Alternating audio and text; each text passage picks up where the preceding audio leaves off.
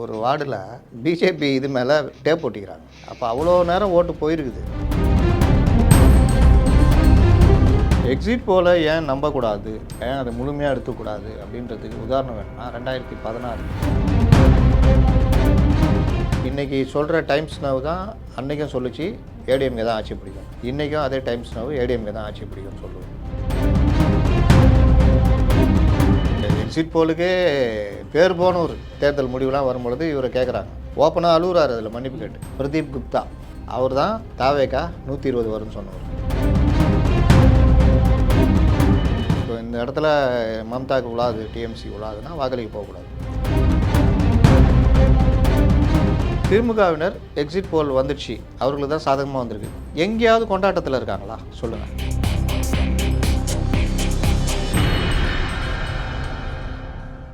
அறம் தமிழ் நேயர்களுக்கு வணக்கம். பல்வேறு அரசியல் நிகழ்வு பற்றி பேச நம்முடைய இணைந்திருக்கிறார் மூத்த பத்திரிகையாளர் முத்தலிஃப் அவர்கள். சார் வணக்கம். வணக்கம் சார். தேர்தல் முடிவுகள் வெளியாக இன்னும் 4 நாட்கள் தான் இருக்குது. நேற்று தேர்தலுக்கு பின்னான கருத்து கணிப்புகள் பார்த்துருப்பீங்க.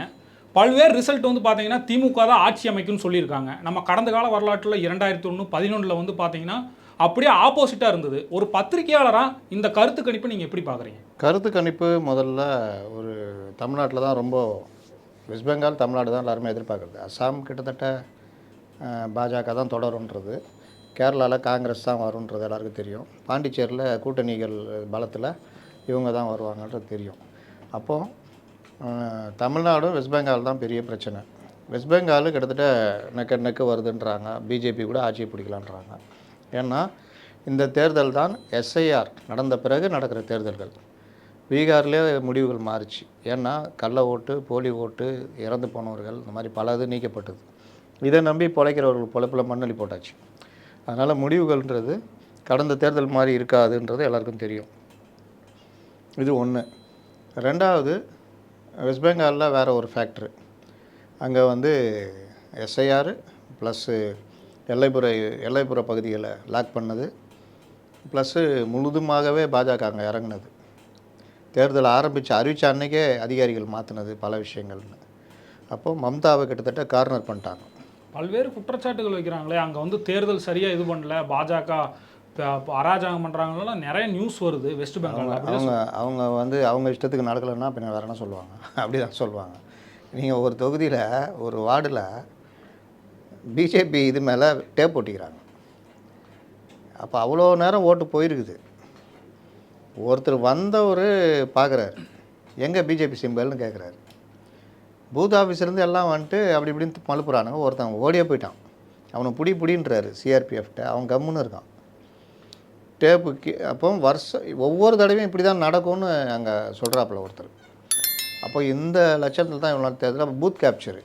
அப்புறம் பல தொகுதிகளில் யாரும் வாக்களிக்க போகக்கூடாது. இப்போ இந்த இடத்துல மம்தாவுக்கு உழாது, டிஎம்சி உழாதுன்னா வாக்களிக்க போகக்கூடாது. சில இடங்களில் முடிவுகள் மாறணும்னா குண்டர்கள் இறங்கிடுவாங்க. நீங்கள் இப்போ இன்னும் ஃபஸ்ட் ஃபேஸில் வந்து லைட்டாக நடந்தது, நேற்று கொஞ்சம் டைட்டாக நடந்தது. ஆனாலும் போட்டு டைட் பண்ணிட்டாங்க.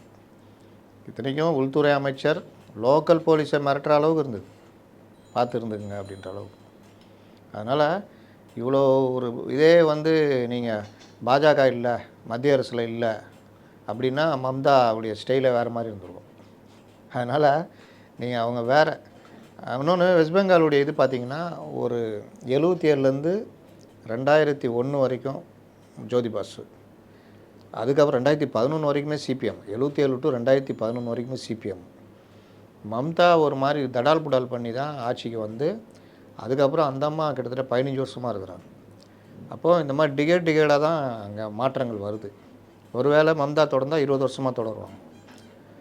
அதனால் அந்த மாற்றங்கள்ன்றது அவ்வளோ சீக்கிரம். காங்கிரஸ் 47லேருந்து 77 வரைக்கும், 47 டு 77, அப்புறம் சிபிஎம், அப்புறம் மம்தா.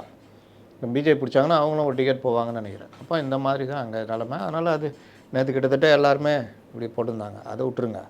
தமிழ்நாட்டில் ஊருக்கே தெரியும்.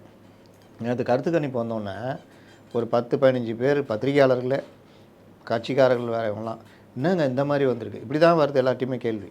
ஏன் அவங்க 200 சீட்டுகளுக்கு மேலே ஜெயிப்பாங்க, ஆனால் வந்து மொத்தமாகவே 160 தான், கூட்டணியோடைய டிஎம்கே 160 தான் ஜெயிக்க அப்படிங்கிறனால ஒரு ஆதங்கம். அப்படி அந்த ஆதங்கம் இல்லை, அதான் நீங்கள் தப்பு பண்ணிட்டீங்க. டிஎம்கே ஆட்சி அமைக்குது என்னங்கன்னு கேட்குறாங்க. திமுக கார ஒருத்தர் ஃபோன் பண்ணி என்னங்க இப்படி இருக்குதுன்றார். ஏன்னா எல்லாரும் எதிர்பார்த்தது 60-70 தான் டிஎம்கே, 140 150 என்டிஏ தான். இவங்க ஒரு 5லேருந்து 10க்குள்ளே. இதுதான் நேஷ்னல் மீடியாவிலேருந்து எல்லாருமே கருத்து கணிப்பாக வெளியிட்டது எல்லாமே. இவர்கள் நடுவில் நாங்கள் 180 190, ஏன்னா எல்லா மீடியாவும் இவங்கள்ட்ட தானே இருக்குது. அப்போ எல்லாருமே இஷ்டத்துக்கு போட்டிருந்தாங்க. அந்த மாதிரி தான் கருத்து கணிப்பும் நேற்று எக்ஸிட் போலும் வந்திருக்குது. எக்ஸிட் போல ஏன் நம்பக்கூடாது, ஏன் அதை முழுமையாக எடுத்துக்கூடாது அப்படின்றதுக்கு உதாரணம் வேணும்னா 2016 5 பெரிய நிறுவனங்கள் டிஎம்கே தான் ஆட்சிக்கு வரும்னு சொல்லிச்சு. எல்லாருமே நம்பினாங்க டிஎம்கே தான் ஆட்சிக்கு வரணும். நான் பல தடவை பதிவு பண்ணியிருக்கேன். நானும் சில நண்பர்கள் அதிமுக ஆட்சிக்கு வரும்னு சொன்னோம். எங்களுடைய கால்குலேஷன் தொகுதி மற்ற இதெல்லாம் பார்க்கும்போது மக்கள் நல கூட்டணினால் அதிமுக தான் ஆட்சிக்கு வரும். விஜயகாந்த் அங்கே இருந்திருந்தால் திமுக ஆட்சி பிடிக்கும். விஜயகாந்தே வெளியே வந்துட்டார். அப்போ இவர்கள் பிரிக்கிற வாக்கு திமுக வீழ்த்தும். காங்கிரஸை மட்டும் வச்சுட்டு என்ன பண்ண முடியும்? அதனால் ஏடிஎம்கே தான் மீண்டும் வரும்னு சொன்னோம். இவர்கள் ஃபஸ்ட் டைமு இந்த ஸ்ட்ராட்டஜி டீம்லாம் இறக்கி பெரிய அளவில் பண்ணாங்க. போய் டீ குடித்தார், சைக்கிள் ஓட்டினார், டிஷர்ட் போட்டு சுற்றி இருந்தார், நடைப்பயிற்சி போனார். இது எல்லாமே அப்போ தேர்தலுக்கு புதுசு, தமிழ்நாடு தேர்தலுக்கு.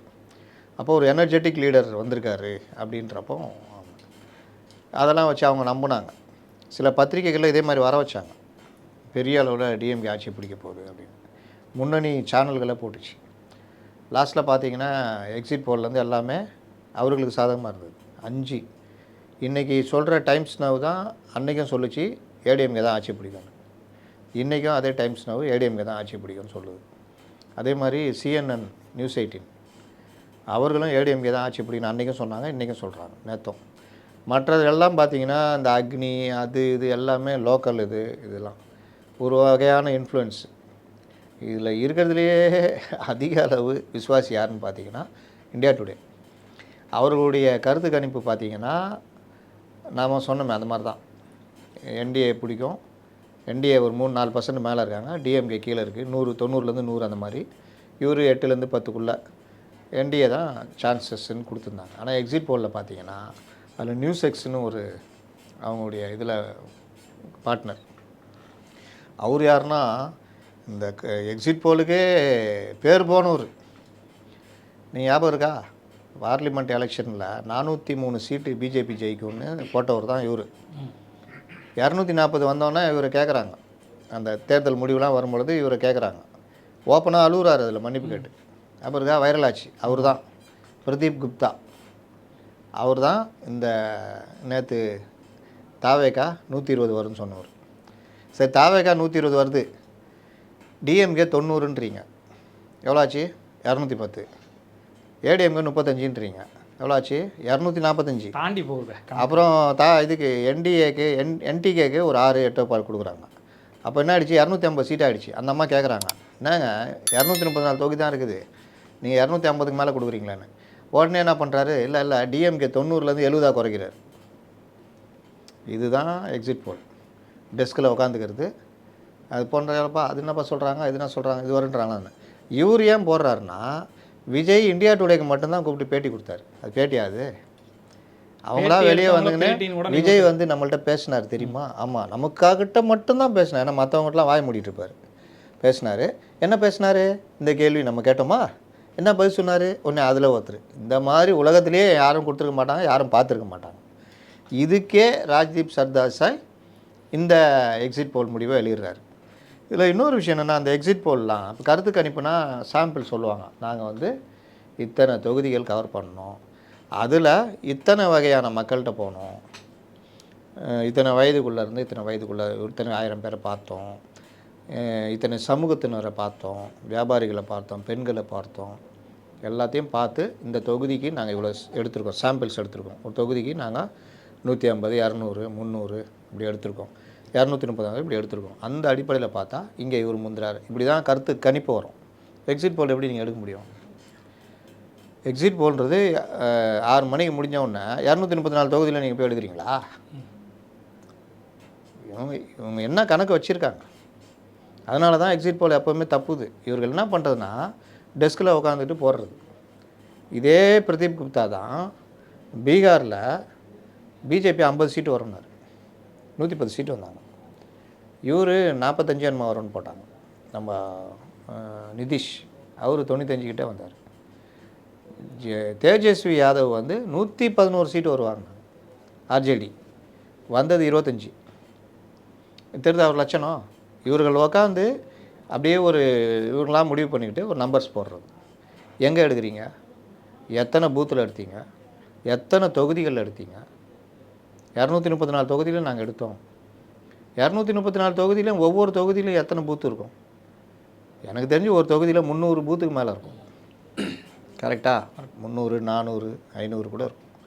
அப்போ 234 தொகுதியிலும் 300 பூத்தில் ஒரு தொகுதின்னு எடுத்தீங்களா? அதெல்லாம் வாய்ப்பே இல்லை. அப்போ இவர்கள் பார்த்து 8, 10 பேர், 10 கொஞ்சம் பேர்கிட்ட பேசுறது. என்கிட்ட கூட சில பேர் சொல்லிட்டு இருந்தாங்க போன வாரம்லாம், சார் யாரை கேட்டாலும் தாவேகா தான் போகிறாங்க, யாரை கேட்டாலும் தாவேகா தான் போட்டேன்றாங்க சார் அப்படின்னு. நான் பொறுத்து பார்த்தேன், கடுப்பாயிடுச்சு. யாரெல்லாம் கேட்டிங்க சொல்லுங்கன்ட்டேன். ஒருத்தர் என்கிட்ட வந்து பேசுகிறாரு, யாரெல்லாம் கேட்டிங்க சொல்லுங்கள். இல்லை சார், அவர் ஷக் ஆகிட்டார். இல்லை சார், நீங்கள் யாரெல்லாம் கேட்டிங்க சொல்லுங்கள். நான் வந்து இந்த இதில் படிக்காதவன் படத்தில் தேங்காய் சீனிவாசனை இவர் இது பண்ணுவார், எங்கெங்கெல்லாம் போய் தேடினீங்க அப்படின்னு. சார் சாந்தி தேட்டர்லேருந்து ஜெமினி பாலம் வரைக்கும் தேடினேன், அப்புறம் இதெல்லாம் தேடினேன்னு. அந்த மாதிரி சார் எங்கள் ஆஃபீஸில் பசங்க இருக்காங்க, அவங்கள்ட்ட கேட்டேன். சரி, அப்புறம் கொஞ்சம் பேர்ட்டு கேட்டேன், ஒரு 20 பேர்ட்டு கேட்டிருப்பீங்களா? ஆமாம். அப்புறம் என்ன நீங்கள் யாரை கேட்டாலும் தாவேகாக தான் போட்டேன்னு சொல்கிறீங்க? உடனே அவர் தடுமாறினார். நான் சொன்னேன், இது வந்து உங்கள் தப்பு கிடையாது, இது ஒரு வகையான மாப் மென்டாலிட்டி. இப்போ நீங்கள் யார்கிட்டயே கேட்டிருப்பீங்க, அவர் இதே சொல்லியிருப்பார், யாரை கேட்டாலும் தாவேகான்றாங்க. அவர்கிட்ட கேட்கல நீங்கள், நான் கேட்ட மாதிரி கேட்டிருக்க மாட்டீங்க. அவருக்கு வந்து வேறு யாராவது இதே மாதிரி பதிலை சொல்லியிருப்பாங்க. அப்போ எல்லாருமே யாரை கேட்டாலும் தாவேகா போட்ட, யாரை கேட்டாலும் வீட்டுக்கு ஒரு 2 பேராவது போட்டிருப்பாங்கன்னு அது அவங்க சொன்னது, அவங்க சொன்ன கணக்கு. அவர்கள் வந்து இதில் தான் சாமர்த்தியத்தை காட்டினாங்களே தவிர பிரச்சாரத்துலேயோ, வேட்பாளர் தேர்வுலையோ, கட்சியை வளர்க்குறதுலையோ, வேறு எதுலேயும் சாமர்த்தியத்தை காட்டல. இதில் மட்டும் அந்த ஒரு கணக்கு வச்சுக்கிட்டாங்க, நம்புறது. அது தப்புன்னு இப்போ உணர்வாங்க, அந்த எலெக்ஷன் இதில் ரிசல்ட்டில் உணர்வாங்க. வீட்டுக்கு ஒரு விஜய் இருக்காங்க அப்படின்னா வீட்டுக்கு 2 ஓட்டு, 2.5 கோடி 2.25 கோடி வீட்டுக்கு 2 ஓட்டுன்னா அதுவே வந்துடும். வாக்காளர் எண்ணிக்கையில் 2 கோடி நாங்கள் வந்துடுவோம். இப்படி அருண்ராஜ் கொண்டு பேசியிருந்துருக்காங்க. அதெல்லாம் வந்து எல்லாரும் போட்டுருவாங்களா? வீட்டில் இருக்க இளைஞர்கள் எல்லாம் அப்போ விஜய் ரசிகர் உங்களுக்கு போடுவாங்க, ரஜினி ரசிகர், அஜித்து, சூர்யா, சிவகார்த்திகேயன், மற்ற பொதுவாக இருக்கிறவங்க, மற்ற கட்சிகளில் இருக்கிறவங்க, வன்னியர் சமூகத்துனா வன்னியர் கட்சிக்குனே இருப்பான், ஜாதிய அமைப்பில் இருப்பான், எங்கள் தலைவர் நான் சொல்லதான்னுவான், பட்டியலில் அந்த மாதிரி இருப்பான். அப்போ அவங்கெல்லாம் டிஎம்கே தான் முஸ்லீம்களுக்கு நல்லது பண்ண ரொம்ப பேர் நினச்சிட்டு இருப்பான் அவனெல்லாம். அதனால் அந்த கணக்கு வரவே கூடாது. இதெல்லாம் வந்து அவர்களுடைய தப்பு. இன்னொன்று, டிஎம்கே தான் பெருசாக வரும்ன்ற ஒரு இது வந்து திமுககாரங்களை நம்ப முடியல. நீங்கள் இன்றைக்கி சொல்லுங்கள், திமுகவினர் எக்ஸிட் போல் வந்துடுச்சு, அவர்களுக்கு தான் சாதகமாக வந்திருக்கு, எங்கேயாவது கொண்டாட்டத்தில் இருக்காங்களா சொல்லுங்கள்? ஒரு சமூக வலைதளத்தில் கூட ஒரு கொண்டாட்டத்தை பார்க்க முடியல. ஏன்னா அவர்களாலே அதை நம்ப முடியல. அவர்கள் என்ன பேசுகிறாங்கன்னா, நம்மளால் வேலையாக இருக்குமோ அப்படின்னு. ஏன்னா ஊடகங்கள் எல்லாமே அவங்க கிட்டத்தட்ட கரெக்ட் பண்ணிட்டாங்க. ஊடகத்தில் இருக்கிறவங்க யாருமே திமுக எதிராக பேச, நெறியாளர்லாம் பார்த்தீங்கன்னா நீங்கள் திமுக எதிராக கொஞ்சம் பேசினா பதறுவாங்க, டக்குன்னு கட் பண்ண பார்ப்பாங்க. அதுவும் முடியலன்னா வேறு யாருக்காவது டைம் கொடுப்பாங்க, அதுவும் முடியலன்னா கட் பண்ணிட்டு விளம்பரத்துக்கு போயிடுவாங்க. இதுதான் பார்த்தது. ஊடகவியலாளர்களுக்கு இவர்கள் பண்ண சலுகைகள் மற்ற விஷயங்கள்லாம் அரசல் புரசலாக பல இதுகள் வந்துகிட்டு இருக்குது. அப்போ இந்த மாதிரி தான் நீங்கள் பெரும்பாலும் இருக்கிறாங்க, அது யூடியூப்பாக இருக்கட்டும் எதுவாக இருக்கட்டும். அப்போ எல்லாருக்குமே இது வந்து செட்டப் தான் அப்படின்ற மாதிரி ஒரு கணக்கு வந்துடுச்சு. எல்லாத்துக்கும் மேலே 2016 நான் சொன்னேன்ல, அது 2001 இதே மாதிரி தான் பேசியிருந்தாங்க. ஆனால் முடிவு வந்தது வேறு, ஏடிஎம்கே வந்துடுச்சு. இதெல்லாம் கூட ரொம்ப பின்னாடி போனீங்கன்னா 55% காங்கிரஸும் திமுகவும் சேர்ந்து, அதாவது ஜெயிச்சோன்னா 37 எம்பி சீட் ஜெயிச்சோன்னா ஆட்சியை கலைக்க சொன்னார் கலைஞர். இந்திரா காந்தி கலைச்சிட்டாங்க. அப்போல்லாம் ஆட்சியை கலைச்சிடலாம். கலைச்சோன்னா எம்ஜிஆரே பதறிட்டார். ஏன்னா எம்ஜிஆர் 23% தான், கூட்டணிலாம் சேர்ந்தால் ஒரு 25-28 வருவார். ஆனால் அவங்க 55%. அப்போ எல்லா பத்திரிகையாளர்கள்லேருந்து எல்லோரும் என்ன நினச்சாங்கன்னா, மீண்டும் காங்கிரஸ் திமுக கூட்டணி ஆட்சியை பிடிக்கும், எம்ஜிஆர் இதோடு அவ்வளோதான். அப்போ கலைஞர் கவர்மெண்ட்டே ஃபார்ம் பண்ணிட்டு பிரிச்சிட்டார், இலாகாலாம் பிரிச்சிட்டார். எம்ஜிஆர் கூட இருந்த நாஞ்சில் மனோகர்னு அங்கே ஓடிட்டார். எம்ஜிஆர்கிட்ட நிதி அமைச்சராக இருந்தார், 3 வருஷம் நல்லா இருந்துட்டு ஓடி போயிட்டார்.